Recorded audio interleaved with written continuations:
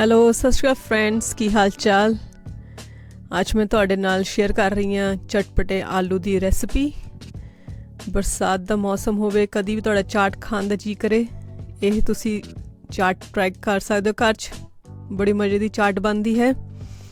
ਇਸ ਦੇ ਲਈ ਮੈਂ ਲੈ ਰਹੀ ਹਾਂ ਛੋਟੇ ਆਲੂ, ਬੇਬੀ ਪੋਟੈਟੋਸ, ਜਿਸ ਨੂੰ ਮੈਂ ਧੋ ਕੇ ਸਾਫ਼ ਕਰ ਲਿਆ ਹੈ। ਸਕਿਨ ਔਨ ਹੀ ਰੱਖੀ ਹੋਈ ਹੈ ਮੈਂ। ਇਸਨੂੰ ਛਿੱਲਿਆ ਨਹੀਂ ਹੈ, ਤੁਸੀਂ ਚਾਹੋ ਤਾਂ ਇਹਦੀ ਸਕਿਨ ਉਤਾਰ ਸਕਦੇ ਹੋ। ਅਤੇ ਨਾਲ ਹੀ ਅਸੀਂ ਬਣਾਵਾਂਗੇ ਚਟਨੀ, ਜਿਸ ਲਈ ਸਾਨੂੰ ਚਾਹੀਦਾ ਹੈ 2.5 ਬੜੇ ਚਮਚ ਆਮਚੂਰ ਪਾਊਡਰ, 1.5 ਬੜਾ ਚਮਚ ਦੇਗੀ ਮਿਰਚ, 1 ਛੋਟਾ ਚਮਚ ਜੀਰਾ, 1 ਛੋਟਾ ਚਮਚ ਕਾਲਾ ਲੂਣ, 1 ਛੋਟਾ ਚਮਚ ਸੁੰਡ, 1 ਛੋਟਾ ਚਮਚ ਸੌਂਫ, 1 ਕੱਪ ਚੀਨੀ, 1.5 ਕੱਪ ਪਾਣੀ ਅਤੇ 1 ਛੋਟਾ ਚਮਚ ਨਮਕ, ਜਾਂ ਫਿਰ ਤੁਸੀਂ ਆਪਣੇ ਸਵਾਦ ਅਨੁਸਾਰ ਵੀ ਇਸ ਵਿੱਚ ਐਡਜਸਟ ਕਰ ਸਕਦੇ ਹੋ।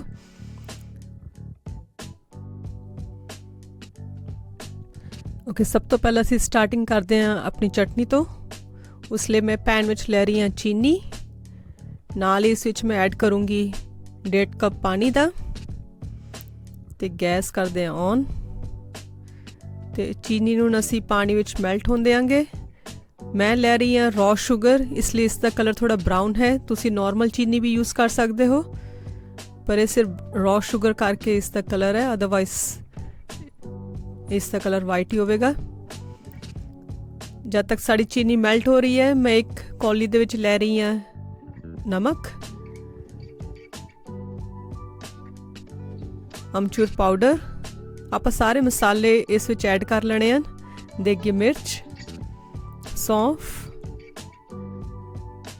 ਸੁੰਡ ਪਾਊਡਰ, ਕਾਲਾ ਨਮਕ ਅਤੇ ਨਾਲ ਹੀ ਜੀਰਾ, ਜਿਸ ਨੂੰ ਮੈਂ ਦਰਦਰਾ ਕੁੱਟ ਲਿਆ ਸੀਗਾ, ਅਤੇ ਸੌਂਫ ਨੂੰ ਵੀ ਮੈਂ ਦਰਦਰਾ ਕੁੱਟ ਲਿਆ ਸੀਗਾ।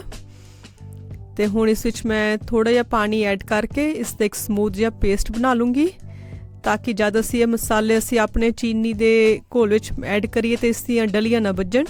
ਇਸ ਲਈ ਅਸੀਂ ਇਹ ਕੌਲੀ ਵਿੱਚ ਹੀ ਸਾਰੇ ਮਿਕਸ ਕਰ ਲੈਣਾ ਹੈ, ਥੋੜ੍ਹਾ ਥੋੜ੍ਹਾ ਪਾਣੀ ਐਡ ਕਰਕੇ।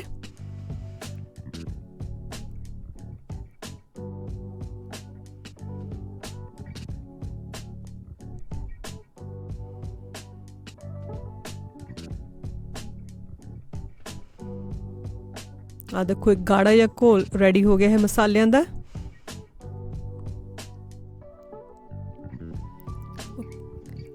ਹੁਣ ਸਾਡੀ ਚੀਨੀ ਮੈਲਟ ਹੋ ਗਈ ਹੈ।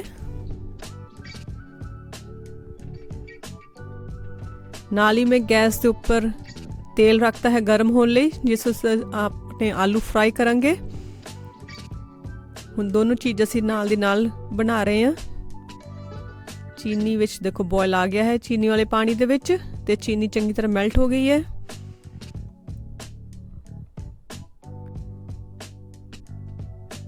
ਅਤੇ ਇਸ ਵਿੱਚ ਹੁਣ ਮੈਂ ਐਡ ਕਰ ਰਹੀ ਹਾਂ ਜੋ ਅਸੀਂ ਮਸਾਲਿਆਂ ਦਾ ਘੋਲ ਰੈਡੀ ਕੀਤਾ ਸੀਗਾ। ਜੇ ਤੁਸੀਂ ਇਸ ਤਰ੍ਹਾਂ ਪਾਣੀ ਪਾ ਕੇ ਘੋਲ ਜਿਹਾ ਰੈਡੀ ਕਰ ਦਿਓ ਤਾਂ ਇਸ ਨਾਲ ਫਿਰ ਡਲੀਆਂ ਨਹੀਂ ਵੱਜਦੀਆਂ। ਜਸਟ ਇਨ ਕੇਸ ਜੇ ਡਲੀਆਂ ਵੱਜ ਵੀ ਜਾਣ ਤਾਂ ਤੁਸੀਂ ਵਿਸਕ ਦੀ ਹੈਲਪ ਦੇ ਨਾਲ ਉਹ ਡਲੀਆਂ ਨੂੰ ਤੁਸੀਂ ਠੀਕ ਕਰ ਸਕਦੇ ਹੋ।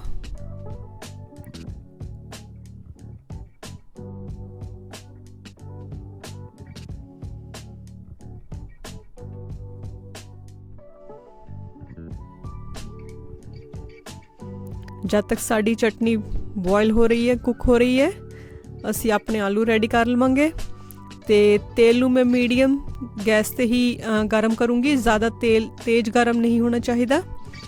ਆਲੂ ਮੈਂ ਛੋਟੇ ਲੈ ਰਹੀ ਹਾਂ, ਇਸ ਲਈ ਇਸ ਨੂੰ ਮੈਂ ਹਾਫ ਹੀ ਕੱਟ ਰਹੀ ਹਾਂ।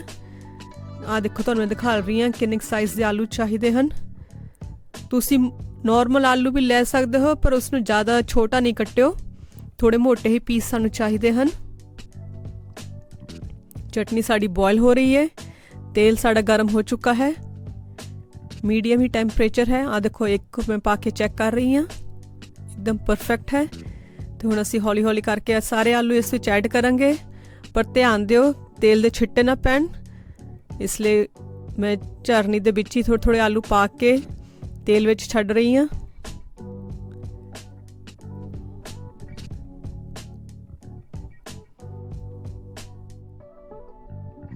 ਆਪਾਂ ਆਲੂਆਂ ਨੂੰ ਮੀਡੀਅਮ ਕੁੱਕ ਹੀ ਕਰਨਾ ਹੈ, ਸਾਰਾ ਕੁੱਕ ਨਹੀਂ ਕਰਨਾ, ਕਿਉਂਕਿ ਇਸ ਨੂੰ ਆਪਾਂ 2 ਸਟੇਜ ਦੇ ਉੱਪਰ ਫਰਾਈ ਕਰਨਾ ਹੈ ਕਿ ਸਾਨੂੰ ਆਪਣੇ ਆਲੂ ਚਾਟ ਲਈ ਥੋੜ੍ਹੇ ਕੁਰਕੁਰੇ ਚਾਹੀਦੇ ਹਨ। ਇਸ ਲਈ ਅਸੀਂ ਪਹਿਲਾਂ ਹਾਫ ਫਰਾਈ ਕਰਕੇ ਇਸ ਨੂੰ ਕੱਢ ਲੈਣਾ ਹੈ ਬਾਹਰ, ਫੁੱਲ ਫਰਾਈ ਨਹੀਂ ਕਰਨਾ ਆਪਾਂ। ਆ ਦੇਖੋ ਆਲੂ ਸਾਡੇ ਹਾਫ ਫਰਾਈ ਹੋ ਗਏ ਹਨ। ਹੁਣ ਇਸ ਨੂੰ ਮੈਂ ਬਾਹਰ ਕੱਢ ਲੂँਗੀ। स्किन में नहीं उतारी, इसलिए इसका थोड़ा कलर बाहरों ब्राउन ही है, क्योंकि बेबी पोटैटो सीगे, स्किन पतली सीगी। तुसी चाहो तो आलू छिल के भी यूज़ कर सकते हो।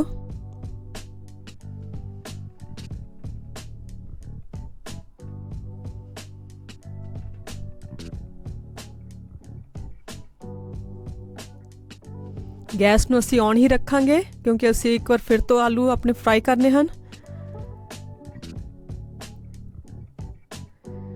ਹੁਣ ਦੇਖੋ ਆਲੂਆਂ ਨੂੰ ਮੈਂ ਹਲਕਾ ਹਲਕਾ ਕ੍ਰਸ਼ ਕਰਨਾ ਹੈ, ਮੈਸ਼ ਕਰਨਾ ਹੈ ਆਪਣੀ ਹਥੇਲੀ ਦੇ ਨਾਲ।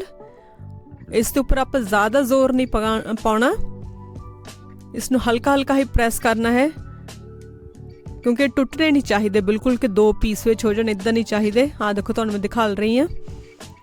ਤੁਸੀਂ ਚਾਹੋ ਤਾਂ ਪੋਣਾ ਵੀ ਲੈ ਸਕਦੇ ਹੋ, ਕੋਈ ਵੀ ਕੱਪੜਾ ਲੈ ਕੇ ਇਸ ਤਰ੍ਹਾਂ ਕਰ ਸਕਦੇ ਹੋ। ਆਲੂ ਸਾਡੇ ਗਰਮ ਹਨ ਇਸ ਵੇਲੇ, ਆਲੂ ਸਾਨੂੰ ਥੋੜ੍ਹੇ ਗਰਮ ਹੀ ਚਾਹੀਦੇ ਹਨ। मैं बेकिंग पेपर ले रही हाँ, तेल ऑन है, चटनी बॉयल हो रही है, नाल दी नाल सारा कुछ बन रहा है। तो हुण असी अपने आलू फिर तो तेल विच पा देवांगे। तेल फिर मीडियम हॉट ही है, ज़्यादा तेज़ गर्म नहीं चाहिए, नहीं तो आलू पाउंदे सारे ये जल जाने हैं।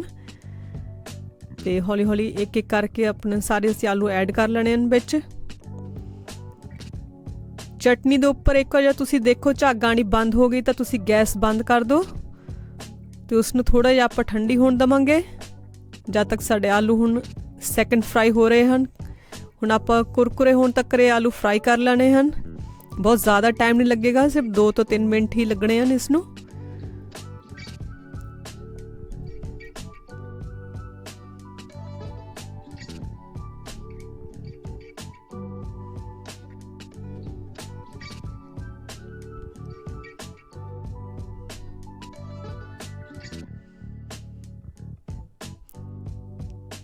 देखो आलू में सारे फ्राई कर ले सन, एक क्रिस्पी फ्राई हुए हैं तो टुटे बिल्कुल भी नहीं हैं।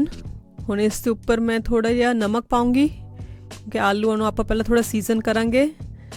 असीं पहला कुछ नहीं पाया सी, इसलिए हल्का जिहा मैं इसके उपर नमक पा रही हाँ।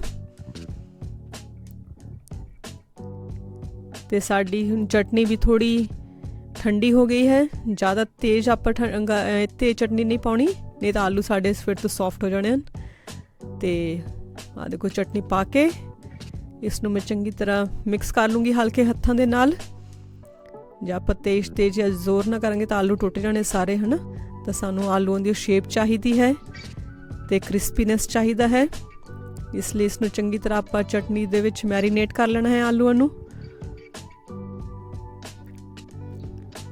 देखो आलू चटपटे आलू साडे रेडी हैं। सर्व करने तो पहला इस उपर मैं होर थोड़े जे चटनी पा रही हाँ तो नाल ही ऐड कर रही हाँ चाट मसाला, क्योंकि कोई भी चाट मसाले तो बगैर अधूरी है। तो उपर एंड विच मैं पा रही हाँ भुजे हुए तिल, सेसमी सीड्स।